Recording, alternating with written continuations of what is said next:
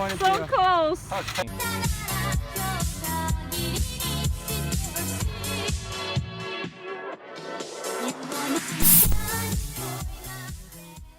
So I am very excited. Now, I've done motorcycle trips over the 4 years I lived in China, and it was really, really good fun. However, I haven't had the opportunity until now to take a trip throughout Taiwan.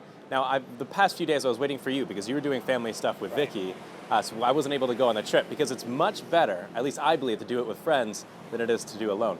I did spend a few days hitting the mountains around Taichung, and the roads in Taiwan, as you can see behind us, are so clean and so smooth, which is very different from China.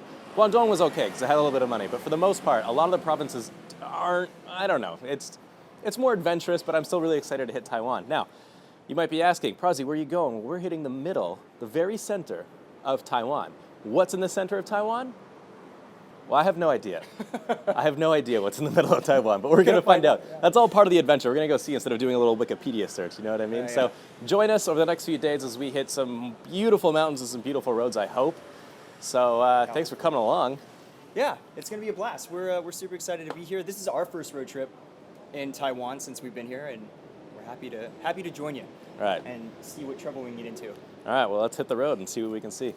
And so, over the next 3 days, we would drive through some of the most beautiful roads and landscapes I've ever seen. This was supposed to be a test of Taiwanese roads, but there were a few hiccups along the way.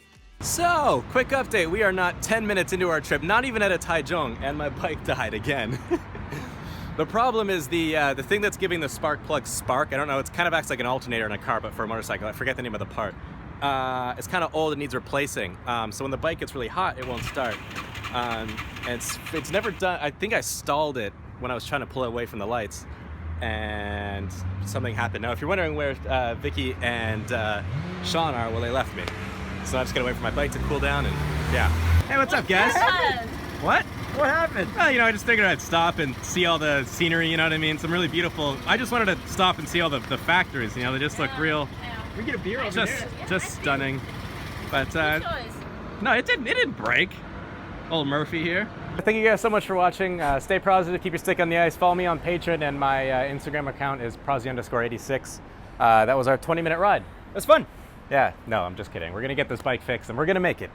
Yeah, we're gonna make it. It may be dark, but we're gonna get there. Yeah, it'll start. We just need some patience, that's all.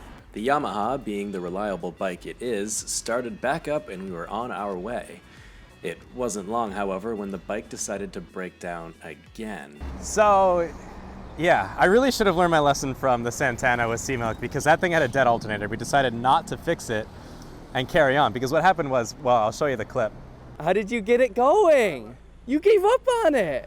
I know, it's a weird story because, I mean, I was just down in my garage. This thing's been down there for what? How long? 7 months? 7 months? Something like that. And I just decided to put the key in and decided to start it because it wasn't starting before at all. It just died one day and I left it there and it started right up. So yeah, I just woke up and got sad in my car. It started and we were like, we're just gonna go. We're gonna go somewhere, and we drove. And the good thing about riding with Simo is that he knew everyone in the province of Guangdong because he lived there for so long. So we could have broken down anywhere. We don't know anyone wherever we are. So we're just kind of waiting here on the side of the road. We'll see if the bike will start up again. So the other slight problem we're having is that the sun's going down very fast and we have to get there. We have, what, an hour to go, she said? Yeah. So we have an hour to go and the sun's going down really fast. So I think I've finally been able to define the word positive, which I've never been able to do before. I haven't been able to put it into words. But the bike keeps dying, it keeps overheating. That old part I mentioned earlier, it keeps overheating. And we keep having to stop because we're on a hill. And we're like, I called it too. I was like, it's gonna die because we're gonna go uphill, the bikes are gonna overheat. And then it did. Completely called it. Yep. This time, the bike really didn't want to start, so I sent Sean and Vicky out to find a garage when I got just a little bit distracted by my surroundings. Can I take a moment to just appreciate these Alfa Romeos? I mean, honestly, I really wish we got these back in Canada. Look at this just like uninterrupted line right to the front of the car. Do you guys ever notice how Mercedes-Benz has 4 E's in it, but they all have different pronunciations?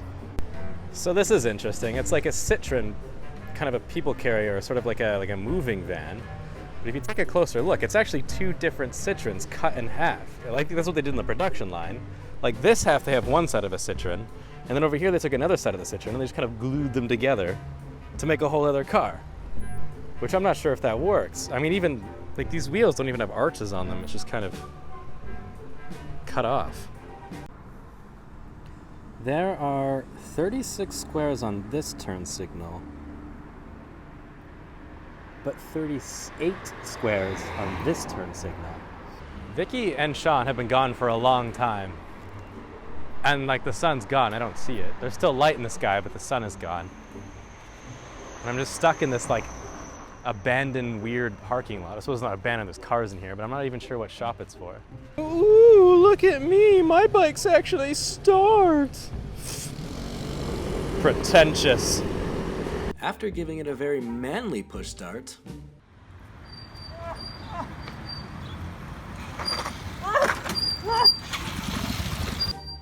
we got it running and drove it to a garage where I had to make a pretty depressing decision. So it's running right now. But we've decided that I should take a bus into Prozzie and leave this here just in case it dies on the way, which is not very adventurous. But it's better than nothing. So I've never actually had to do this before, but I had to take the bus the rest of the way to Prozzie, which is so frustrating. The bike just wouldn't start. We tried a million times to push start it. Took it to a shop and the guy said that the valves are probably shot, which is genius. I never even thought about that. I have found a friend, a very friendly friend who I believe is in heat. This is a big cat. Hey, buddy. That night we went to bed, but I wasn't going to let a broken bike ruin our ride. Now, I had to leave my bike back in some town. I don't know, it broke down and I feel bad about that, but I've solved the problem by renting one of these. It's a Kymco 125. Now, I've owned like 3 Kymcos back in China, so I know they're pretty good bikes, and we're gonna see how much fun we can have on these roads. So, would this little scooter have the spunk to inject some excitement back into this trip and onto the roads? Well, almost immediately after accelerating into these peaceful mountains, my question was soon answered.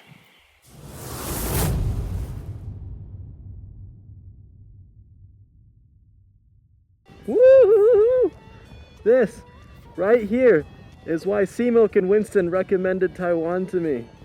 You see, all 3 of us love riding, and China has provided us with some pretty good rides, but nothing, at least in my experience, has come close to this. And this isn't even like a rare experience in Taiwan. These roads are consistent throughout the island. It blows my mind that Taiwan is able to maintain roads that are constantly challenged by frequent earthquakes and other major natural disasters.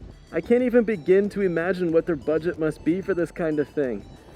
So, what about China? Well, China, like it's been for like 250 years, is still a developing country, and what that means is China is building faster than they can really deal with. So they build these nice roads, but ignore the weight limitations in order to speed up transportation. So you've got trucks that are way too heavy, just ripping roads that are only a few years old apart. And a lot of people don't like doing long trips in China because of the traffic, and although that is a major factor, I'd say that road quality is really what stops people from buying nicer bikes and going for it.